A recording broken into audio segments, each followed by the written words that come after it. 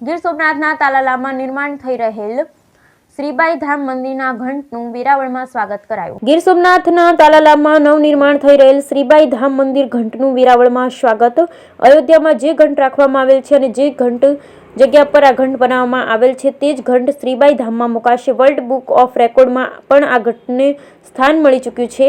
જ્યોતિરથમાં પંચધાતુમાંથી બનાવેલ આ ભવ્ય અને દિવ્ય ઘંટનું ભાલપરાના સરપંચ વિક્રમ પટાટ સહિત આગેવાનોએ ભવ્ય સ્વાગત કર્યું। ગુજરાત તેમજ બહારના રાજ્યોમાંથી સોનું, ચાંદી, તાંબુ, પિત્તળ અને કાંસુ આવેલ છે, તેમાંથી 4000 કિલોનો ઘંટ તૈયાર કરવામાં આવેલ। રાજકોટ ખાતે આ ઘંટ તૈયાર થયેલ છે। ઠોકરભાઈ વાલજીભાઈ ઠાક છે।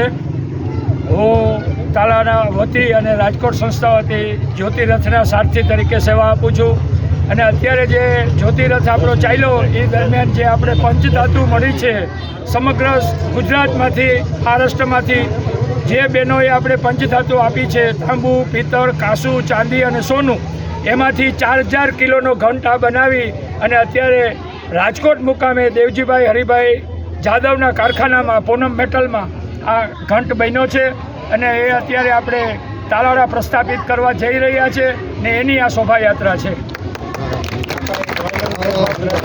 અને